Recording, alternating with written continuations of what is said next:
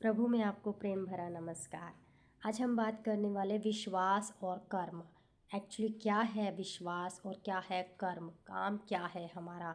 अगर हम विश्वास में, परमेश्वर में विश्वास रखते हैं, जीसस क्राइस्ट में हमें बहुत ज़्यादा फेथ है, और उसके बाद भी अगर हम कर्म नहीं कर रहे हैं, काम नहीं कर रहे हैं जो परमेश्वर ने हमें बोला है, तो क्या हम विश्वास योग्य हैं? क्या हमारे जीवन में विश्वास है? आइए हम बात करते हैं विश्वास और कर्म के बारे में। ये याकूब का चैप्टर 2 है, और इसमें हम जो वर्स पढ़ेंगे 2 से 2 चैप्टर 14 एंड 17 वर्स में जब हम पढ़ते हैं, हे मेरे प्रिय भाइयों, यदि कोई कहे कि मुझे विश्वास है पर वह कर्म ना करता हो, तो इससे क्या लाभ? क्या ऐसा विश्वास कभी उसका उद्धार कर सकता है? यस। देखिए, अगर आपको विश्वास है तो आप जो परमेश्वर ने आपको बोला है आप उसको करेंगे भी, कर्म में लेकर आएंगे। क्योंकि परमेश्वर का वचन क्या है कि मैं हमेशा तेरे साथ हूँ, मत डर, मैं तेरे साथ हूँ, इधर उधर मत ताक, मैं तेरा परमेश्वर हूँ। अगर आपको ये विश्वास है कि परमेश्वर ने मेरे जीवन को बचाया है और वो मेरा उद्धार करता परमेश्वर है, तो जो परमेश्वर ने आपके कार्य दिया है, परमेश्वर ने आपको कार्य दिया है, जिस योजना के तहत उसने आपको चुना है, मुझे चुना है, अगर हम उसको एक्शन में नहीं लेकर आ रहे हैं, तो इसका मतलब कार्य जो है, अभी विश्वास जो है अधूरा है, क्योंकि हमने उसको एक्शन में बदलाव नहीं लेकर आए हैं, कर्म में नहीं लेकर आए, उस कार्य को हमने नहीं किया है। तो 17वां वचन क्या कहता है? वैसे ही विश्वास भी यदि कर्म सहित ना हो तो अपने स्वभाव में मरा हुआ है। इसका मतलब क्या है? हमने विश्वास तो किया लेकिन कर्म नहीं किया, काम नहीं किया जो परमेश्वर की योजना के तहत है, जो परमेश्वर ने हमें कहा है करने को, तो क्या है? हमारा विश्वास मरा हुआ है, तो भी हमारा कंप्लीट अभी उद्धार नहीं हुआ है। अभी कहीं ना कहीं हमारे जीवन में ऐसी बात है जो हम विश्वास करने के बावजूद भी वो एक्शन नहीं ले पा रहे हैं। कहीं ना कहीं डर है, चिंता है, कोई दबाव है, जिसकी वजह से हम उस एक्शन को कंप्लीट नहीं कर पा रहे हैं, कर्म को नहीं कर पा रहे हैं। तो विश्वास में कहीं ना कहीं कमी है, तो कंप्लीट उद्धार नहीं हुआ है, कंप्लीट विश्वास अभी हमारा नहीं हुआ है प्रभु में, है ना। अगला वचन जब हम पढ़ते हैं 21 से 24 में, सेम में, याकूब में, तो यहाँ पे लिखा है कि जब हमारे पिता अब्राहम ने अपने पुत्र इसहाक को वेदी पर चढ़ाया तो वह कर्मों से धार्मिक न ठहरा था, अतः तूने देख लिया कि विश्वास ने उसके कामों के साथ मिलकर प्रभाव डाला है, और कर्मों से विश्वास सिद्ध हुआ और पवित्र शास्त्र का यह वचन पूरा हुआ। के अब्राहम ने परमेश्वर का विश्वास किया और यह उसके लिए धर्म गिना गया, और यह परमेश्वर का मित्र कहलाया।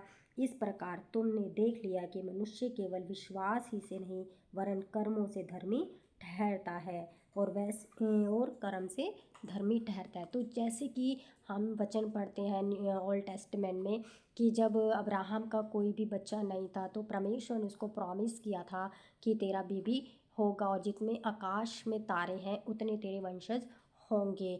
तो उस बेस पे जब इसहाक पैदा होता है तो परमेश्वर उससे डिमांड करते हैं कि तू इसकी बलि चढ़ा। तो उस समय ज़रूर उसके मन में दुविधा ज़रूर आई होगी, उसका मन ज़रूर कमज़ोर हुआ होगा, और उसकी लाइफ में एक बड़ा स्ट्रगल आया होगा कि मेरे बेटे को परमेश्वर ने मांग लिया, जिसने दिया है, अब वो ही मेरे बच्चे को मारना चाहता है।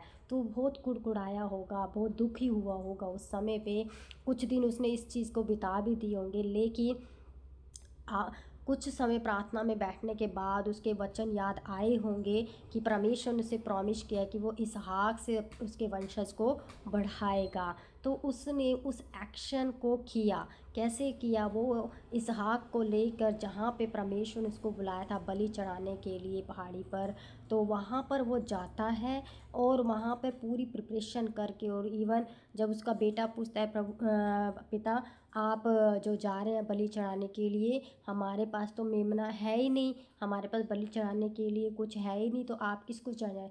तो अब अब्राहम क्या रिप्लाई करता है अपने बेटे इसहाक को कि परमेश्वर खुद उसका इंतजाम करेंगे। तो उसके मन में एक विश्वास आ जाता है कि परमेश्वर ने इसहाक से ही मेरे वंशज को जो है बढ़ाना है। और ये प्रभु का पहला वचन था, प्रॉमिस था, जब उसने मेरे साथ किया है तो ये वाला जो है उसने एक्शन में इसीलिए लिया। चाहे उसको थोड़ा सा पहले डर ज़रूर लगा, वो रोया ज़रूर, लेकिन उसको एक्शन में लेकर आया क्योंकि उसका विश्वास परमेश्वर में पक्का था। क्योंकि जब हम प्रभु के चरणों में बैठते हैं, प्रार्थना करते हैं, वचन करते हैं, तब हमें प्रभु के वचन याद आते हैं और परमेश्वर की जो योजना हमारे जीवन होती है वो फुलफ़िल होती है और विश्वास हमारा बढ़ता है। तब हम उस कार्य को एक्शन में ले पाते हैं, अदरवाइज़ हम नहीं ले सकते। और वचन को पढ़ने से, वचन को सुनने से ही विश्वास जो है हमारा बढ़ता है। नहीं तो अगर हम ये आत्मिक भोजन नहीं लेंगे तो हमारा विश्वास भी नहीं बढ़ेगा और हम कर्म भी नहीं कर पाएंगे। और कर्म के बिना विश्वास अधूरा है और हमारा कंप्लीट उद्धार नहीं हुआ है। क्योंकि वचन हमें यहाँ पे यही बताता है कि तू विश्वास है कि एक ही परमेश्वर है तो तू अच्छा करता है। दुष्ट आत्मा भी विश्वास रखते हैं और थरथराते हैं। पर हे निकम्मे मनुष्य, क्या तू यह भी नहीं जानता कि कर्म बिना विश्वास व्यर्थ है। अगर जो प्रभु ने हमें कहा है, कई बार हम अंगीकार नहीं करते हैं परमेश्वर का, सबके आगे हम हाइड करते हैं। जैसे पतरस ने 3 बार इनकार किया, हम आए दिन परमेश्वर का इनकार करते हैं और उसे रिसीव नहीं करते। परमेश्वर को अपने पिता परमेश्वर कहने से हम डरते हैं। हमारे मन में ये रहता है कि लोग हमारे बारे में क्या सोचेंगे, या अलग अलग थॉट्स हमारे जीवन में आ जाते कि हमने धर्म परिवर्तन कर लिया। इस टाइप की बातें हमारे जीवन में आने लगती है जो हमें रोकती हैं और इसका प्रभाव हमारे जीवन में पड़ता है। तो इसीलिए जब तक हम खुल के प्रभु में नहीं आएंगे, अपने आप को नहीं मारेंगे, जैसे कि वचन में एक यूहन्ना में बताया गया है कि जब तक गेहूं का दाना मर के पिस नहीं जाता, मर नहीं जाता, तब तक वो प्रतिफल नहीं ला सकता है ना। तो हमें हर एक अपने एरिए में हमें चेक करना है कि क्या हम कंप्लीट मर गए हैं, क्या हमने अपना जो है पहले परमेश्वर को स्थान दिया है, क्या आज भी हमारे मन में पहले अपने आप को बचाने की है या सच्चाई को प्रकट करने की है। अगर आज भी हम सच्चाई को छुपा रहे हैं, डर रहे हैं, चिंता कर रहे हैं, जलन कर रहे हैं, गुस्सा कर रहे हैं, या किसी भी चीज़ में हमारे जीवन में ऐसी नेगेटिविटी बातें हैं जो परमेश्वर के विरोध में हैं, तो इसका मतलब कहीं ना कहीं विश्वास में कमी है। अभी हमारा कंप्लीट उद्धार नहीं हुआ है।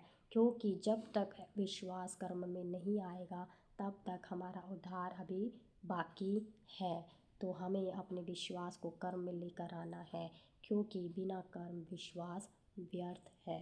तो प्रभु आपको भी आशीष करे, विश्वास के साथ आप भी कर्म करें और मैं भी कर्म करूं। जो परमेश्वर ने योजना बनाई है वो हम फुलफ़िल करें, कंप्लीट करें और प्रभु में आशीषित हों। God bless you. प्रभु आपको आशीष करे।